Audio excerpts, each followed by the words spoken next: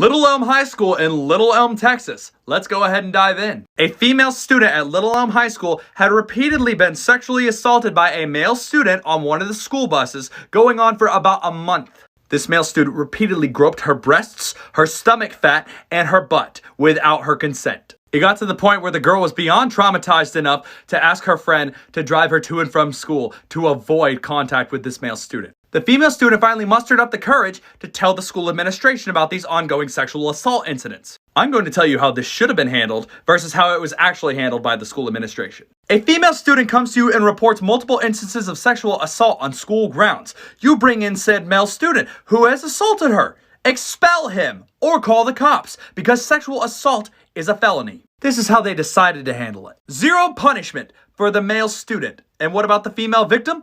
3 days of in-school suspension, and they tried to paint her as a liar. There was even footage from the bus camera that the administration had the audacity to look at and say, well, given that there was a discussion going on between male and female parties, we can go ahead and assume the male had consent and therefore cannot be punished. Yeah, wow. And I know the school board is absolutely full of crap because I did a little more digging. Turns out, this is nowhere near the first instance that students have reported of sexual assault and sexual harassment happening on school grounds. It's blatantly obvious the school administration continues to protect the sexual predators amongst the student body and sweep all these instances under the rug. So what did the students decide to do? They decided to plan a walkout peaceful protest and not go to class.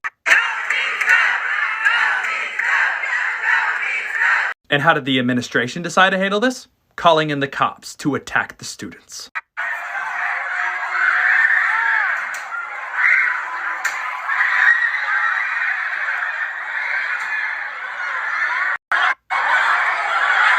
Yeah, tiny penis syndrome. You feel like a big man attacking children? These policemen came in and attacked the students by means of tasing them, pepper spraying them, throwing them up against the wall, dragging them down the hallway by their hair, and pelting them with rubber bullets. This alone says everything I need to know about what type of people these policemen are and what type of people are on this school's administration. People in positions of power in the state of Texas continue to prove time and time again they have shitty values, no moral compass, and absolutely no concept of what is right and wrong. It is your job, if you work at a school, to look out for the well-being and safety of your students. And the administration at Little Elm High School in Texas are clearly not qualified to have a job working around children. No child should have to be afraid to go to school in fear of being sexually assaulted by one of their classmates. These kids were standing up for what was right, and the school tried to silence them.